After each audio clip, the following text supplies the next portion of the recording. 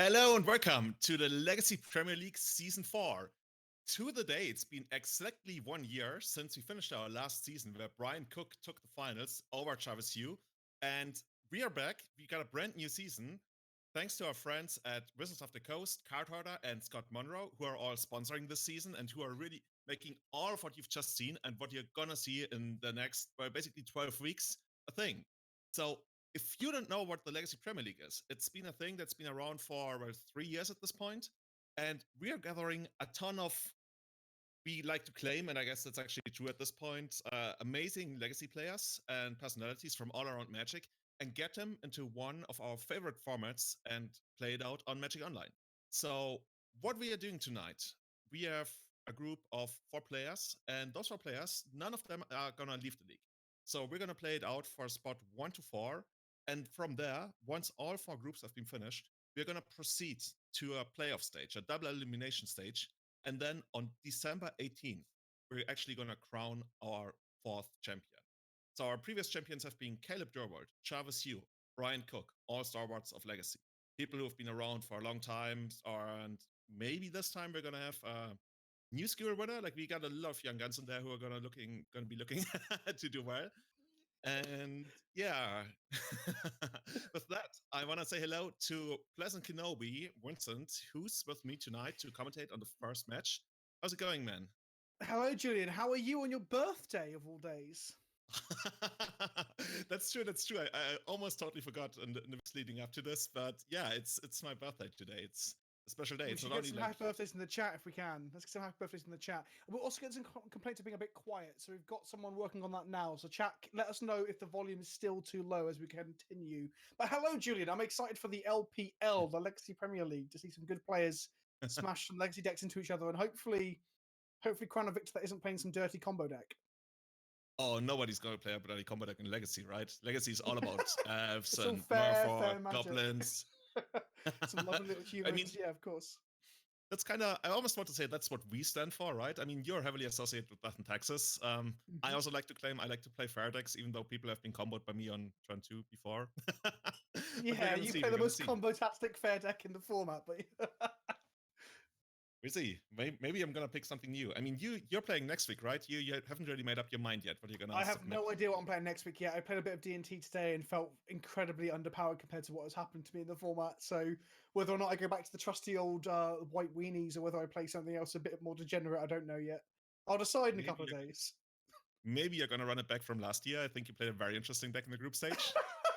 Yeah, so I didn't realize how serious this tournament was. No one really informed me. So I got smashed by Andrea in the first round. I played Mono Black Stompy versus, I believe he was on Goblins, and he absolutely tore me apart. And then I was like, I guess I've got to play real decks then. Mono Black's Pack Rat Stompy isn't going to cut it. And I did a bit better. That's the beauty of the group stage, right? Yeah, in the group stage, you can have a bit fun. Yeah, exactly. And then it gets serious when you get to single limbs, right? Yeah, exactly. So if you start on the winner bracket, every win you get in the winner bracket basically counts kind of like 2 wins in the loser bracket. So if you want to go straight cruising to the finals, that's going to be one player who really only plays 1, 2, 3, 4, 5 matches up until the finals, whereas the loser bracket, or I guess we should call it the lower bracket, right? That sounds more nicer to the people. So that's what we're gonna start seeing in 4 weeks. But tonight we got Andrea Mengucci, the Legacy Video Master, also a member of the Magic Pro League, going up against Cyrus Corman-Gill, the most recent Legacy GP winner. And for the second match, we got Jarvis, another Legacy GP winner, and as I was informed, also the only person ever to finish in the top 1% of at least 5 Legacy GPs. There's a couple of people like who had 4, but Jarvis is the only one who's got top 1% finishes in 5 Legacy GPs.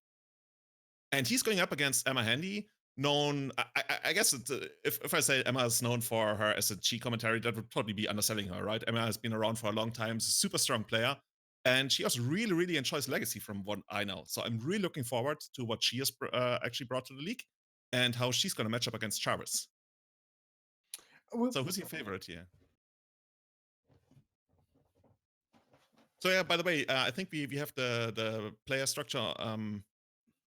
Okay, we're gonna go straight to a Twitter pool then. Yeah, cool. So during the last 24 hours, we ran a Twitter poll, and it looks like most people, like actually we had a ton of participants, believe that Cyrus is going to take the first spot in the league, followed by Andrea Mengucci, close, but also like super close, Jarvis and Emma. The only one that really I sticks out guess, is Jarvis.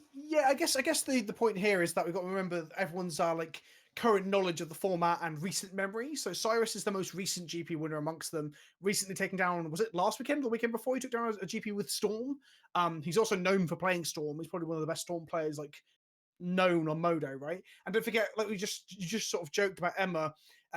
Emma does a lot of other things other than legacy stuff, right? SCG coverage and such as well. So I think that affects the numbers. People in the legacy community who'll be looking forward to taking part in the poll will be very much aware of like Cyrus's recent win and that sort of thing. So I think that skews the poll a little bit. Also, you know, sometimes people's fan bases vote for them as well, right? Because that could sometimes happen.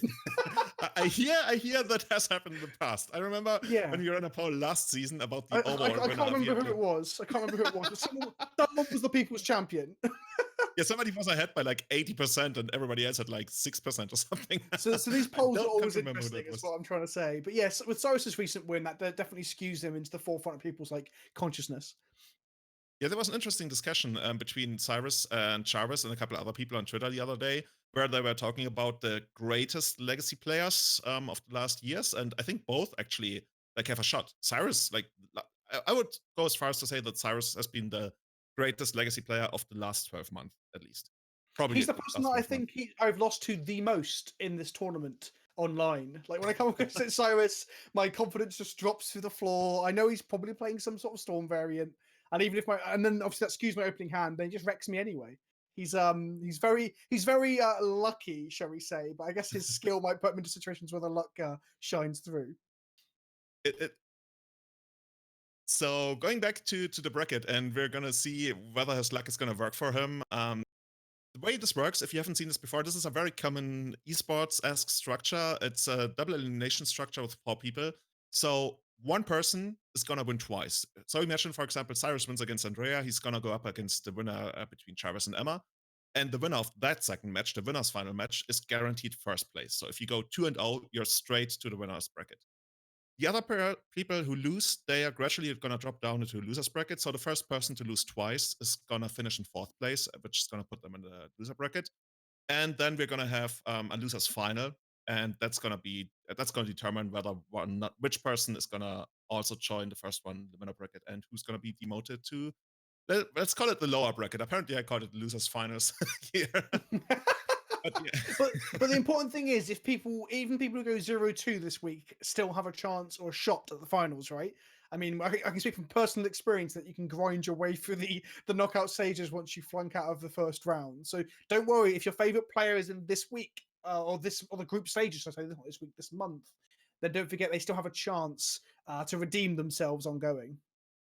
Yeah, I think you actually had quite I want to almost call it like a miracle run last season. So despite like your very high Twitter poll result last season, people probably weren't like expecting you to go super deep initially. No. But you actually managed to beat the reigning world champion, right? You managed to take out Javier. Yes. I'd be quite. Let's not talk too much about me all the time, even though I do love my own ego. But yes, sometimes even if you are a weaker player in a tournament, you can do a deep run after you scrub out the first round. We've all gone X1 and done all right, yeah. So yeah, I mean, that's what I've been doing during the last 5 years. I mean, that's my plan, is to be the underdog. Maybe I should just bring something ridiculous to group stages. Absolutely. But then if you win with it, you've got to take the line that makes the best story, right? So if you bring a terrible deck or a ridiculous deck to group stages and win with it, yeah, you can run deep. I can tell you that on my website, that the deck that you submitted, I think it was Mono Black Stompy, right? You said that got the most clicks of any group stage deck ever, and also got me the most messages like, "Hey, can I get into contact with the person? How would you feel about like changing this card?" Like, I have no idea, dude. I think the deck has legs. I don't want to take. Oh god, we're talking about that thing again. But like engineer, Plague Engineer, Modern Horizons bought a lot of stupid cards that improve decks, right? So maybe it's got more legs now. Maybe it's got more legs now. So yeah, and speaking of interesting decks, I think we're gonna move on. We're gonna check out what our competitors have brought to the table today. So maybe we're gonna have Andrea on screen. Let's see. Yeah, so we got Andrea here, and Andrea is running the deck that probably everybody else in the league expected him to run, because this is the deck that he's been championing on Twitter lately, that he also won a couple of tournaments in Italy with.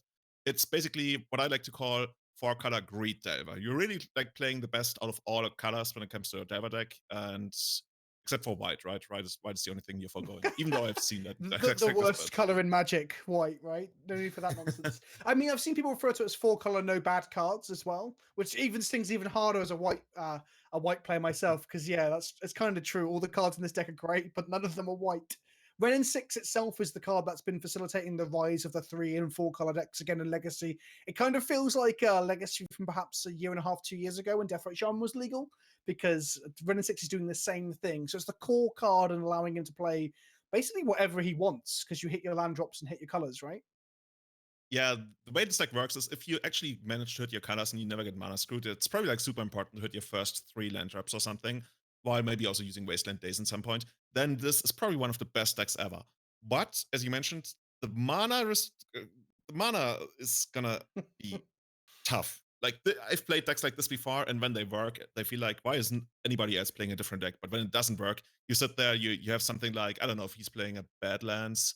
Oh, he's playing a pretty reasonable mana base. Like it's all blue stuff. Oh, there's a There Badlands, of is course. I just saw it. So yeah, there, sometimes you sit there, you have like a Badlands and a Wasteland and a Ren and 6, and you're like, come on. Or True Name Nemesis. I mean, you're right in the second fold to itself, and I guess it can be interacted with as well. Like, so if you can deal with the Renin 6 immediately, they may struggle to hit land drops or hit the colors that they need, and things get stranded in hand. But like you said, when it fires on all cylinders, it feels kind of unfair in spite of it being a very fair deck. Yeah.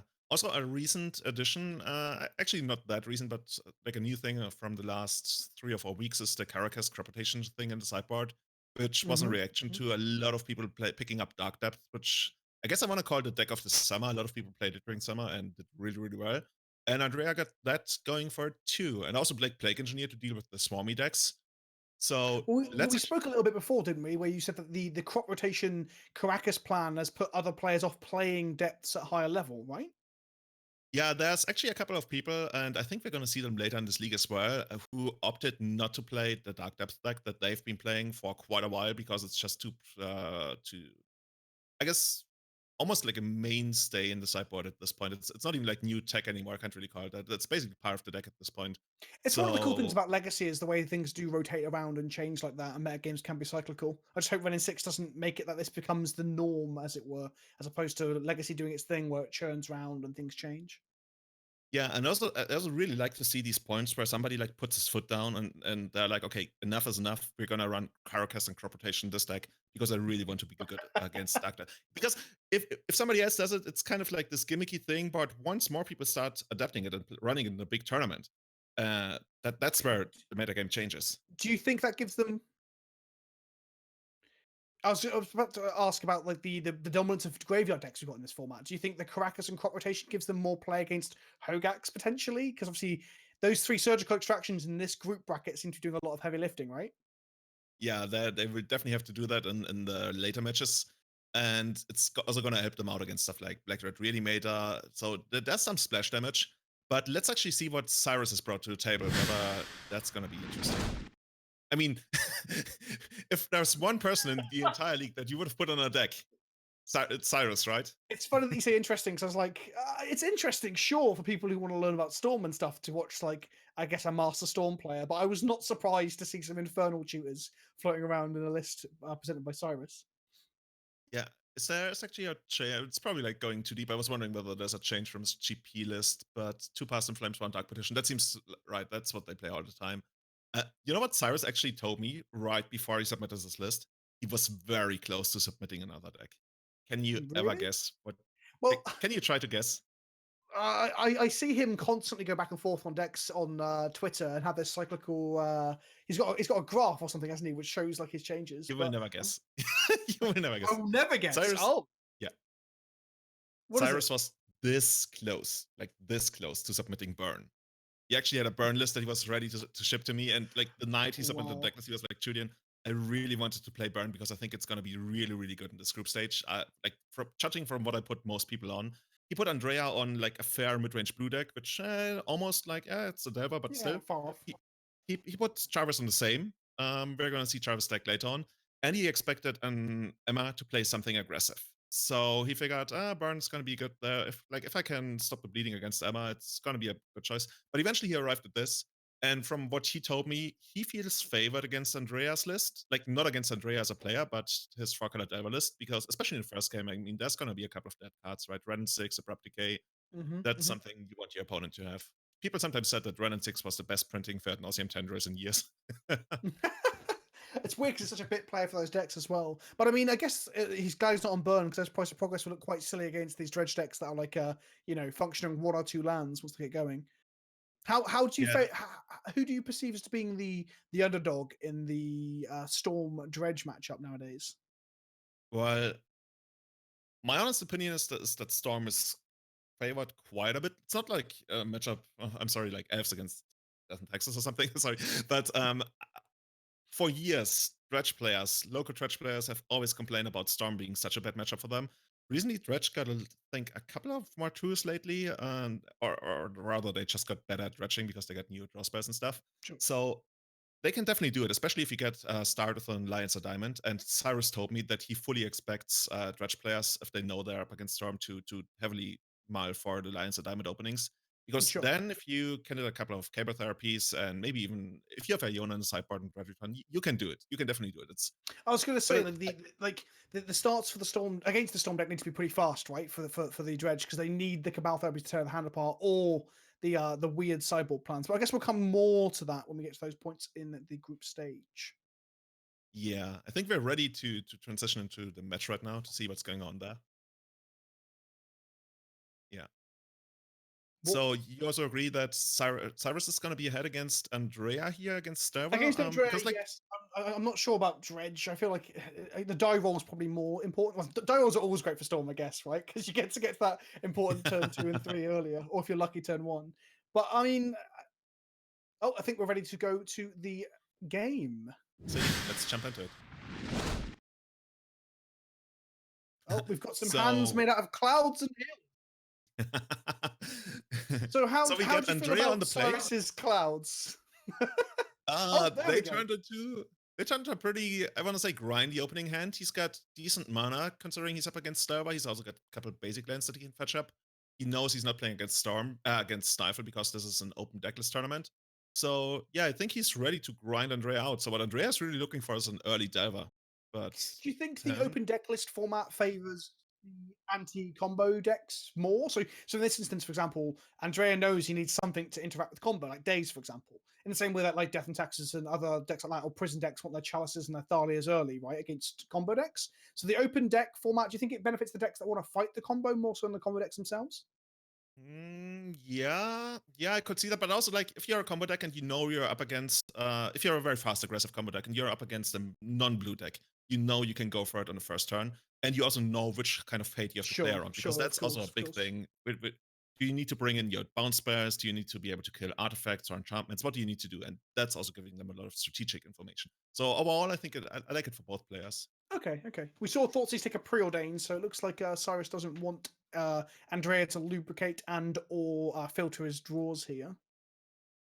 Yeah, it's the most reasonable thing to take, right? Sure. In the face of the lack of a clock, I want to say, because Andrea actually has 3 of those cards that you don't really want in this matchup, right? He's got Run 6, Abrupt Decay, and Yeah, the Lightning Abrupt Bolt. Decay is looking super embarrassing because it's going to have very few, if any, targets at all. And we've got the second Thoughtseize. Oh no, so the second Thoughtseize in the match coming from an. Oh, hang on, the hands. Oh, my bad. The hands are in the place. Are switched around. Okay, I didn't realize that. Oh yeah, we got Andrea on the top and Cyrus on the bottom. True, but the hand is moment, switched around. but it is the second Thoughtseize of Cyrus. Cyrus is firing off his second Thoughtseize of the match. So But yeah, now we've got. that makes sense. But now I'm looking up thinking there's a brainstorm for the opposing player, which there isn't. The brainstorm is in Cyrus's hand. Yeah, exactly. So basically, you just have to imagine the battlefield upside down, I guess. Yes. So here we see a bolt to the face of Cyrus in order to lower his life total. So I guess to reduce it as a resource, and because bolt just has no targets, there's 0 targets in this list. I like that Cyrus actually took the Angler. He mentioned to me in the pregame talk that he thinks that Andrea has one thing going for him, and that's actually a decent beatdown plan with the 2 Anglers that he plays. Sure. And also, Leopold is not really a beatdown plan, but it's like a super disruptive creature for him. So Yeah, exactly. And I mean, taking the days doesn't really matter because once you're aware of days, you can play around it. But lessening the clock is important to give you time to actually set up a combo. Yeah, exactly. So right now, I think Andrea is quite far behind. Andrea probably needs to find a second angler, or maybe, oh, sweet, now we got it switched around. The magic of streaming.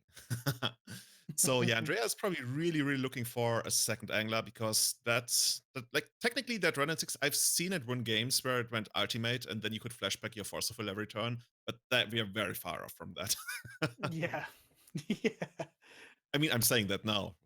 Give it another 10 minutes or something. So we saw Bonde there, and we've got Brainstorm next turn with a fetch land up. So it looks like Cyrus is getting to set up his draws pretty well. Meanwhile, Andrea's just naturally drawing into permission, which is nice. Red Yeah, and six has got. so I guess Red and six isn't even a 10-turn clock, is it? It's got to tick up and then down and up and then down. oh And my god. Up and down. Okay, let's look at the copyright strike here once I stop singing. don't hum, don't sing, don't even mention the lyrics if you want to get demonetized later on with the VODs on YouTube. Oh man. I know what I'm talking about. I sang a day. But anyway, so Andrea is still in desperate need for a clock here, right? Brainstorm that he picked up is kind of nice because it allows him to turn the fetch lands that he keeps getting Well, back from more Land 6. importantly, the Abrupt Decay gets to go away for a while, right? Because that card is just terrible here. And he found a Tarmogoyf and a Gurmag, which is actually really solid. Okay, that's some serious beatdown going on over there. Although And he's he also hovering picked up a over spell Gurmag. pierce. Is he putting Yeah, Gurmag well, back and keeping the Delta instead? yeah, the thing is, Interesting. like Gurmag and Yeah. Tarmogoyf are probably not going very well together, even though the Tarmogoyf would still be guaranteed to be at least a 2-4, 2-3, Oh, maybe of even a course. 3-4. Sorry, my bad. I'm forgetting about the fact that Goyf doesn't stay the size it currently is once you cast that Gurmag. They aren't Yeah. best buddies. You could still make a case for Gurmag, but yeah, let's go ahead with Sure. Tarmogoyf here. It also allows you to keep up but sitting behind Spell Pierce, Daze, and Force of Will, two of which you can use. It's actually kind of nice. Well, But the Ren and 6 plus the Tarmogoyf is actually a 2-turn clock, right? Because they hit him for 4 and 1, which take him to 4. Then the Tarmogoyf kills him. Also, Tarmogoyf grows when the Ren and 6 dies. So, like, he doesn't need 2 beaters as long as he thinks that Cyrus can't deal with the Goyf. yeah, that's a really good point. Cyrus is actually down to 9 life. He dealt 6 damage to himself, like 2 Thoughtseizes, 2 fetch lands. He's down to 9. It's actually going to be over pretty soon, and we're going to have a winner on first game here. That said, there's a lot of mana in hand. But, well, actually, there's a lot of mana in hand and an Infernal Tutor, so I wouldn't count him out yet. Yeah. Well, would you Spell Pierce this? Like the Durus? I don't hate that. I think so, because you've got the Fletcher Force, and then what's the chances of Cyrus actually winning or having a second hand disruption spell, right? Yeah, I mean, you could also make a case for letting resolve because then you're guaranteed to still have another piece of interaction. So yeah, Okay. it's tricky. I wonder whether Cyrus can actually win from here. He probably. There's a way. Like you can run out your 2 LEDs and then pay for the spell pierce on the Infernal Tutor. Exactly. LED. I'm wondering if piercing that to have like hard permission and force was better. But I mean, Cyrus is going to wait for one more turn because he's got another turn, right? Unless Mengucci just drew a bolt. But that wouldn't be enough because there's already bolt in the graveyard. No, that wouldn't be enough. Be 8 unless there's already one. Well, it'd turn off the fetch land, I guess, which would minimize his mana. Yeah, once you have like Daze and Spell Pierce in hand, that definitely makes a difference, right? So Bolt would have been of course. decent choice. It's probably one of the better ones. Better than actually Abrupt Decay. When you're up against 2 LEDs and you have Abrupt Decay, you can actually take out one of those. So it's one of the few corner cases where it's actually relevant. Maybe he'll kick himself after this next turn where he's like, I wish I had Decay in hand. Okay, the second Infernal Tutor. Yeah, with I'm LED. a Mathis for blockers kind of guy, so it's difficult to. I mean, technically, it's like +1 mana, but you're not really in the face of Daze and Spell Pierce. So he can Infernal Tutor for another Lion's Eye and make a ton of mana here, then Infernal Tutor with the Lions. Yeah, he can Infernal Tutor and sack all 3 Lion's Eyes together, right? And they'll have insane amounts of mana. And then he's probably going to get Past in Flames and then flashback Would you both pierce Infernal Tutors again. I would. He knows. Actually, Andrea doesn't really know much here. he probably knows about the. It's important to remind because the initial confusion with hands, like Andrea has no idea what was in hand there.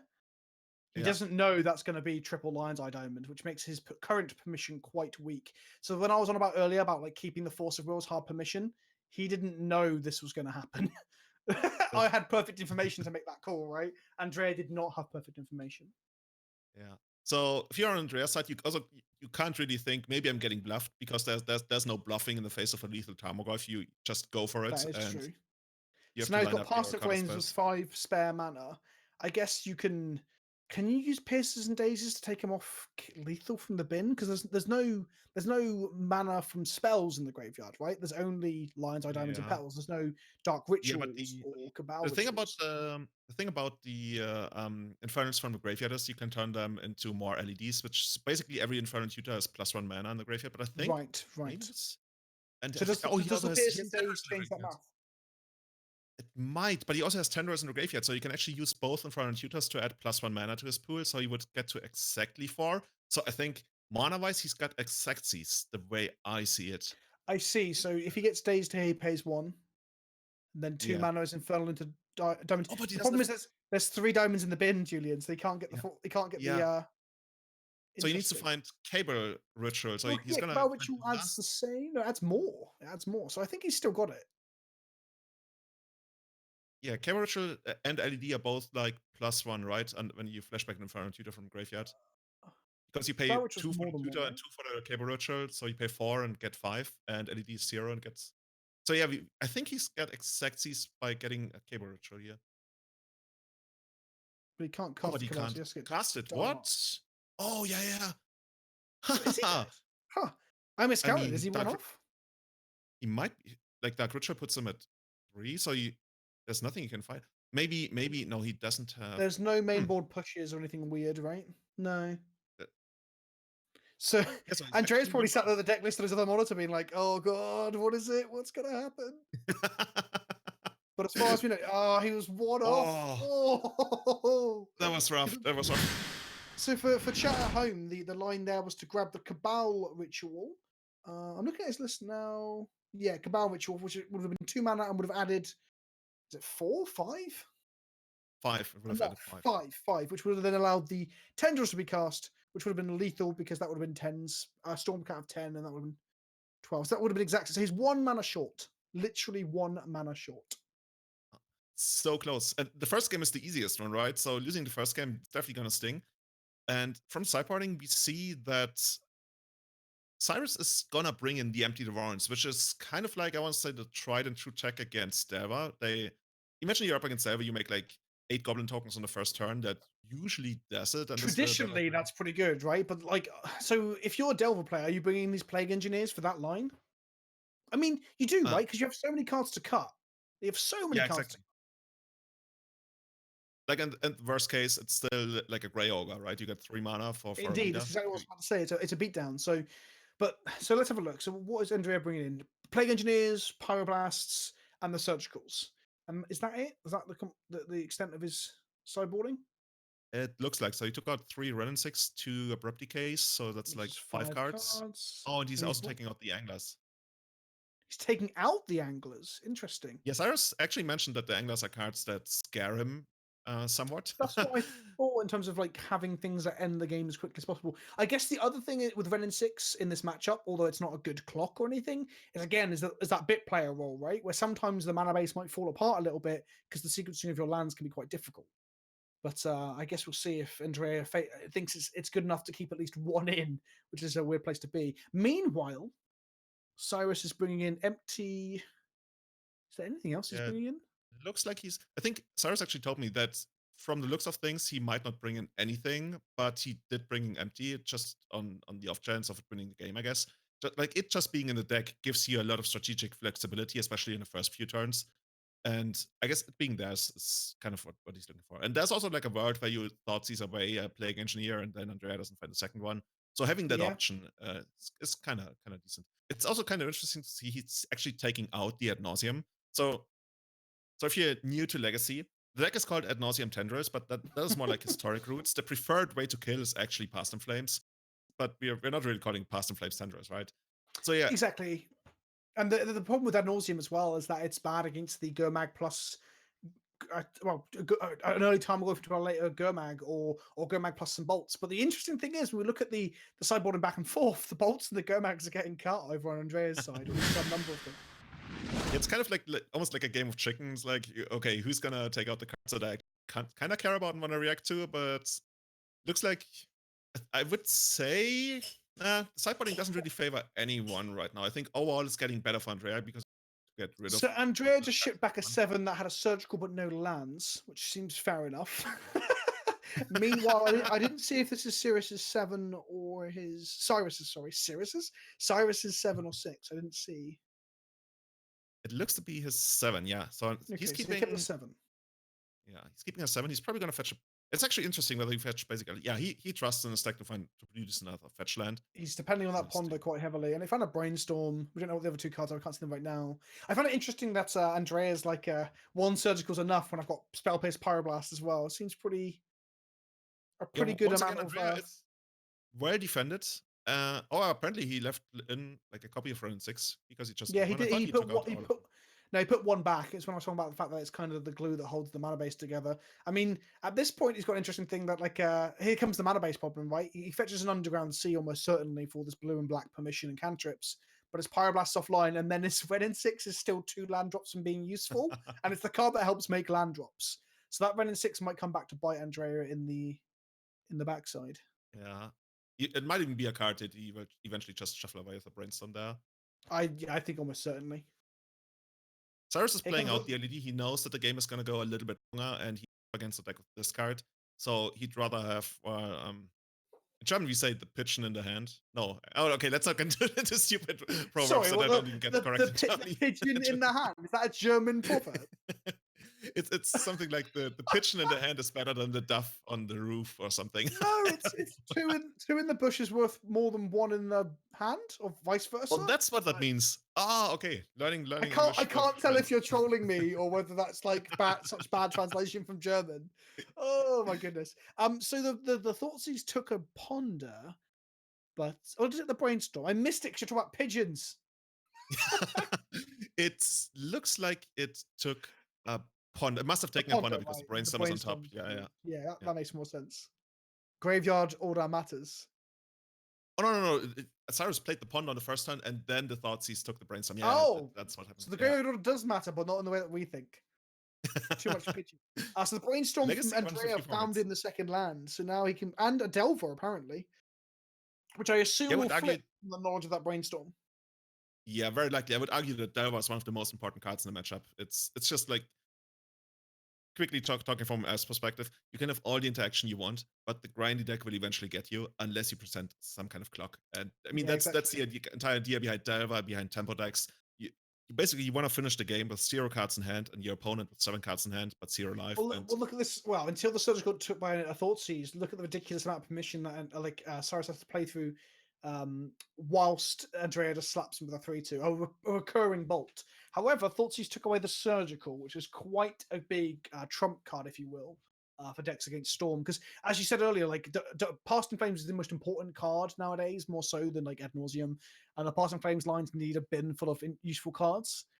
So Surgical's gone. Does Andrea play any Snapcasters whatsoever? No, none whatsoever. I think I didn't see any yet, but people can see it. If you check out the Cardboard.Live overlay while we are playing these matches, definitely check that out. That should give you a lot of information about those decks. I could even click that myself to find out what's in this list. So yeah, now that we know that Cyrus has taken out Ad Nauseam, Andrea doesn't know that. He really only has like 2 avenues to victory, and that's the first one that you mentioned, going through the graveyard with Past in Flames. And the second one is having critical mass and doing like a tutor chain where you play Infernal Tutor for Infernal Tutor, Infernal Tutor, and eventually Tendrils. But that requires a lot of resources. But yeah, traditionally the critical mass line doesn't work against black decks, right? Because the black decks, as we see here, double Thoughtseizers or sideboard duresses and such will rip your hand apart, as we're seeing. Exactly. So I guess the Past in Flames line is the best one they've got, because don't forget, with Lion's Eye Diamond, once you crack the Lion's Eye Diamond, you discard your hand. For the folks at home, you still get to use the mana you've made from it on the spells that you get off Past in Flames. I'm just wondering whether Cyrus actually has a way to victory here anytime soon. He's got 6, 7, 8 mana. Flashback, Past in Flames. 3 He's mana got Dark floating. Petition in the bin as well. Yeah, so he gets to 5 mana, then he can Dark Petition, then... yeah. I think he's actually super, super close unless Andrea draws the event. That's the thing about Storm. It always looks like it's on the back foot until it just like domes you for 20 out of nowhere. But we'll probably see him go to the literally the last turns to make sure he has enough resources to do so, as we saw last turn, and he was slightly off thanks to days. It's kind of funny, if Andrea actually draws a green source, he can actually deploy Renin 6 next turn and kill Cyrus with the Renin 6 minus. So maybe the Venom 6 will not bite Oh, him. he finds the second deck. I was going to say, if he finds the second Dark Ritual, I think that might do it. Andrea is down to 15, so he needs a Storm count of 8. The most important thing here is that his huge amount of mana has no blue components. That Pyroblast in Andrea's hand is going to do almost nothing here. It might hit a Cyrus cantrip knows it, if right? Cyrus goes for it off of his island after the Passing Flames, but I don't think he even needs it. Yeah, I think the only thing that Andrea can do is to crack his Fury Islet here and hope to draw something like a Spell Pierce or a Surgical. Surgical would also do it. But he's got one draw step to make that work. I think you need to do it now in case you hit. Actually, 100%. I mean, it's literally his only out at this point. Yeah. What's it gonna be? Ooh, it's a Scalding Tarn. I mean, it's a good card. It might cost you $100, but it will not win you this game. So, he even has the extra spare mana to Durward here. Oh, that's sweet. I think his spells are going to resolve now. I actually hadn't done any math or counting, so I didn't realize he had spare mana to just like tear his hand apart. Are we going to see a BM Thoughtseize if he has enough mana as well? Are we see a Thoughtseize taking that Ren 6? Go on. I mean, I say BM. It's not necessarily bad mana because it ups the storm count, right? But right. He would definitely. Yeah, and he finds the tenders, and he gets the exact storm card of 8. And we're gonna hit a third match. I wonder if Andrea's gonna make any adjustment. He didn't really see anything he wouldn't have expected, right? Not so silent Bob in the chat says he's pretty sure all of Mengucci's cards are foil. That's why he loses games on Modo, because all his cards aren't foil. He's so used to the shiny bling in paper. I'm pretty sure Andrea gets a lot of shiny cards on Magic on it. I think he actually even posted. Does he like them on Modo as well? That's crazy. He might. I'm not gonna judge a man for his foil cards, but no foil cards in paper I get, but on Modo, next time Magic the Gathering Online goes down, I'm gonna tweet out that's probably Mengu looking at all his foil cards in his collection. Oh, I remember Patrick Dickman when he played Legacy in season 2. Like every week he sent me a screenshot. Hey, I got this new deck in foil. I got this deck in foil. I mean, those cards exist because there's people who appreciate them, right? Sure, but in all fairness, the foil cards are often cheaper because people dislike them, right? Like that's my experience. Foil cards online, once redemption goes away, are cheaper. And we see Andrea dropping the Ren 6 that rotted in his hand that game in favor of what did he bring in instead? The second Gurmag Angler, it looks like. Okay, I think what might be is that he favors Gurmags on the play more than the draw. I mean, I'm not experienced enough to say for sure. Might actually be a case in. Cyrus was very close to winning game 1. He was 1 mana short of winning game 1, but got beat down. And Cyrus just won game 2. So this game is going to a third game between Andrea Mengucci on 4-card Delver and Cyrus Corman-Gill on Ad Nauseam Tendrils, the good old ant. I kind of like to look at the evolution that Cyrus has made. When he first hit the scene a couple of years ago, he was the guy who was belchering everyone on Magic Online. He actually kept like a log of how often he bet me with Belcher, and he always told me.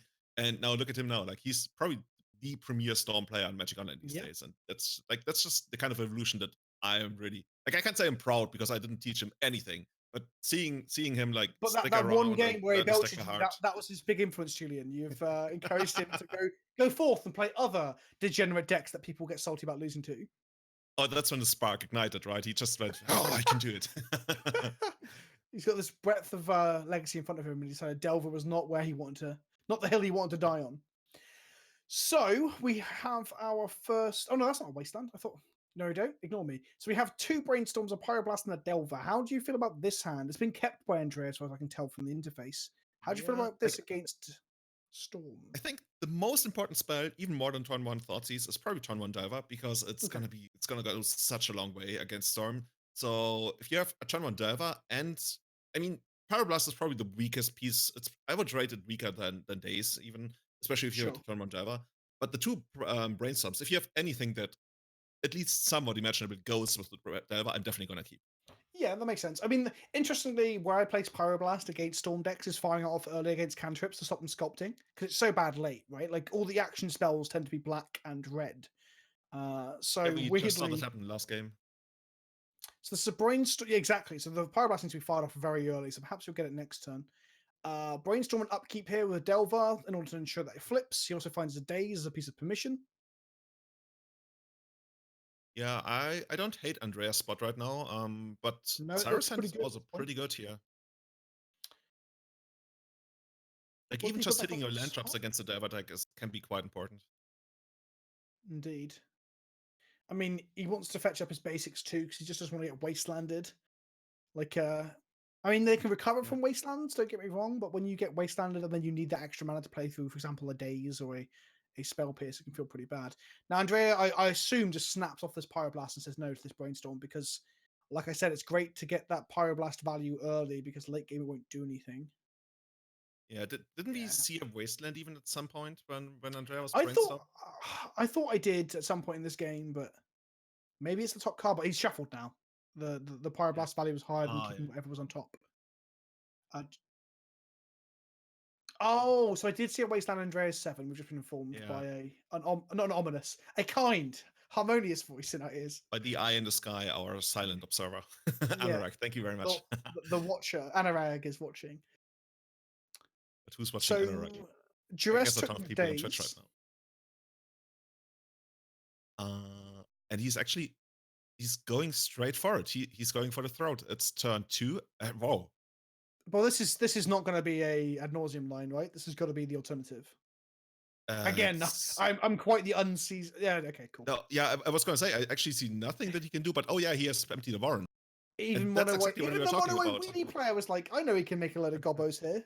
And Andrea's not going to like it. So Andrea's Thought Seize is now not very good. But he has got 2 cantrips. Again, we see the Badlands making his mana a bit weird for 2 cantrips, but he easily finds a blue source of his Brainstorm. I actually wonder, like obviously the Plague Engineer is the card you're looking for. I actually wonder whether there's a world where Andrea can block enough goblins to stay alive. Can he make a goblin? The Gurmag Angler was definitely one of the best things he could find there, but I don't know if it changed the clock enough. Yeah, he might need to sacrifice a Stelvar as well. So if he plays Stelvar, he's taking 7, he goes to 11. And then next turn, he's taking 5 down to 6. And then he's taking 3 down to 3. And 2 down to 1. He might do it. And the old empty the Warrens maths, I love it. Every Legacy player sat at some point and figured out whether or not they died to 10 or 12 goblins. Yeah, I think he really just might barely get there. There's a world where Cyrus draws something like a Dark Ritual followed by Tendrils, which would maybe change the math. But he, on the other hand, I mean, that's a good draw in the first place, right? That's literally Demonic Tutor at this point. On the other hand, Demonic card's a pretty good Magic card, right? Yeah, very much. Cyrus doesn't need to attack. Like, he's doing the math right now, right? And he probably already knows that. So with your math, were you including the Delver Dying? I assume you were. Yeah, I was including Delver Dying. It's too late European time to do math, Julian. Yeah, I mean, the unflipped one. I think he doesn't need to. Oh, he doesn't. Does he want to kill them back in the air? No, I guess it makes sense because now you're taking 1 more damage now, but you're taking 1 fewer damage next. No, you would trade. Actually, let's not get deep into that, but. But I mean, he can keep 1 Delver back now and hit in for 8, right? Which takes him to 7. So there's a world where he can like bolt him down, I guess. I think what Cyrus might be doing here is he knows he won't be able to get there. So he's just getting in as much damage as he can, and then literally tries to find a way to random tendrils Andrea out there. And the LED helps. Lion's Eye Diamond, okay. Yeah. So there's a couple of things he could draw now. For example, he's here we close to get there with the Parson Flames. So the Ponder was known by Andrea. He knew that Delver was flipping. That's what informed his choice of not throwing it under the bus, obviously. But actually, you made a really good point that I actually glossed over. Andrea can really just attack back, right? He's taking 8 on the swing, and then he kills Cyrus in the air on the next turn. I totally missed that. I was so concerned. But then I messed up in my head because I was saying, oh, he can hit him for 8 here. He doesn't hit him for 8. He hits him for the full whack because he's got 10 life to play with. I was assuming that he had a full lethal attack. But yeah, I think Andrea might play that way better than us by just doing the math better. I can't even blame it on European time zones because Andrea's in Italy and I think he's ahead of me in terms of time. Yeah, and I think at this point, Cyrus has no out here as far as I'm aware. If he draws... Like, if you could draw any card here... No.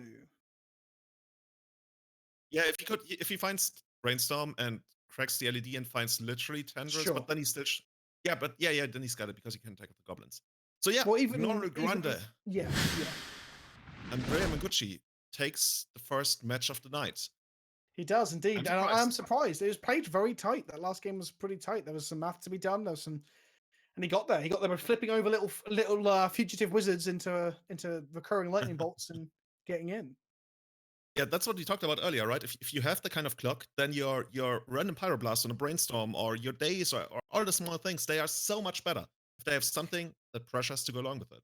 Exactly. And the other thing as well is when you start to apply pressure, it forces the other player to have to take action. So what we saw in game one with the minimal pressure was that Cyrus was able to go to the final turn and almost get there. If, for example, Andrea's hand was slightly differently composed, not having both Pierce and Days, he would have actually got there. So the lack of pressure allows decks like Storm to do whatever they want.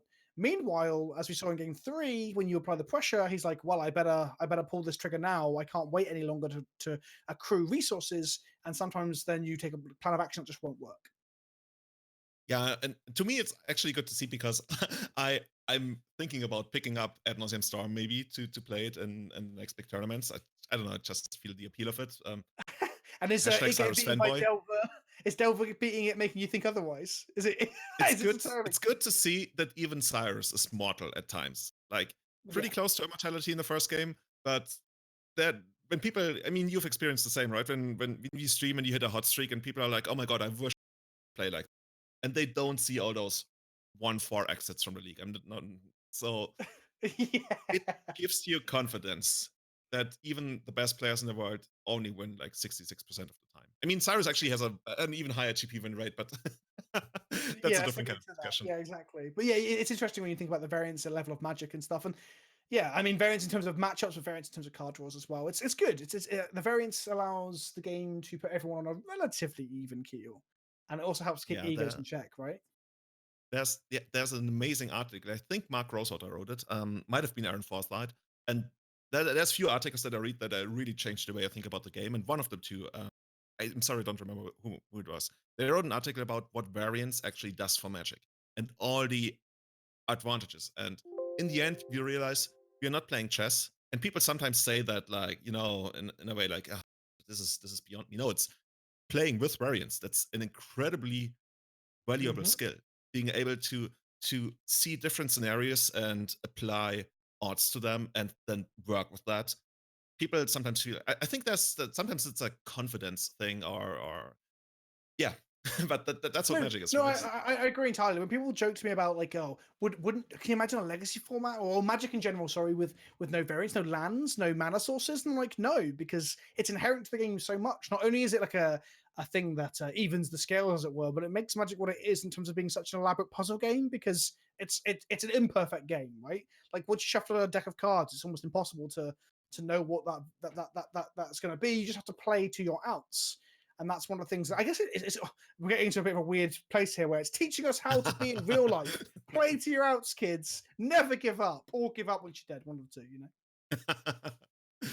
So yeah, we got Andrea and Watsing. So if Andrea hits another win against either Jarvis or Emma, he's actually gonna head straight to the winners bracket. And for the upcoming match, we're gonna have Jarvis going up against Emma in. Well, actually, we're not gonna spoil the matchup yet, right? We're gonna Right. leave that to you and Caleb, who's gonna jump into the booth for me in a moment. Cool. And in Yes. the lower bracket, we see Cyrus fighting for his, well, not even tournament life, but group stage life, I want to say. There's still a way for Cyrus to hit the winner bracket, but he needs to win twice in a row now. And if there's anyone capable in the world in Legacy right now, that's certainly Cyrus. I mean, it gives us more faith now that I can win out my bracket and don't have to get turn one killed by Cyrus, as often happens on Modo at a later stage. If I can just dodge that sort of thing, you know. Yeah. We actually been playing lately on Moto in Legacy. Myself, so I've had a 2 week stint of hardly playing any Legacy. What did I play before I went away? I've been really down on D&T because of the whole Plague Engineer nonsense. What was I playing? I played some very bad Dredge Planeswalker Reanimator decks. Zombie Storm. Zombie Okay, Storm was the last deck that I played. okay, can we quickly like plug your Twitch for that? Because even I want to watch that. Yeah, so you can check out twitch.tv/Pleasant Kenobi, or the VOD is available on youtube.com/Pleasant Kenobi. The Zombie Storm deck was just submitted by, well, it was an idea brewed together with some of my patrons on my channel. And the next Monday, I was like, wow, I'm playing it. And it's it was a Dredge deck that looked to reanimate. Card names are eluding me. How are we storming off? It probably wasn't Crystal Brand. No, it was great. It was looping grave crawlers with like Plague Belcher in play. The deck was pretty fun. Okay, I guess we already know what you're gonna play next week. Zombie Storm. Here we go. I mean, it's Oh. interesting because like Throne of Eldraine just launched, right? So it'll be fun to see if any of those cards start actually showing up in any of these lists that we see in the Legacy Premier League. Yeah. I already saw a couple of lists going around and people asking to borrow a couple of cards that are from Throne of Eldraine, and I think there's gonna be at least one card, right? Once upon a time, that's the big thing that everybody Yeah, I mean, expects to make an impact. this is. I think it's weird the first couple of weeks of a set coming out, right? Because everyone's like, "Oh, we've seen 4 of this card or 4 of that card." But let's be real, everyone's playing 4 of the card to stress test it, right? Like the actual cards that are going to make an impact might be, I don't know, we might see one of that tempo 3/1 that bounces stuff, and maybe Emery might see playing some sort of blue-white Bowman or Eggs variant. I'm not sure about Once Upon a Time, if I'm honest. I don't really see what deck. I think it's gonna be a good card in Modern because of decks like Nearform and like 7-land Belcher and Amulet and stuff. But the Belcher decks in Legacy don't have enough hits for Once Upon a Time, right? So Spineless Inquisition, Yeah. is that the next big turn 1 combo deck to make a comeback? Yeah, only when you don't expect it. Yeah. So I think we're gonna transition to we actually have a giveaway that we want to do. Anorak, do you know if you have that ready?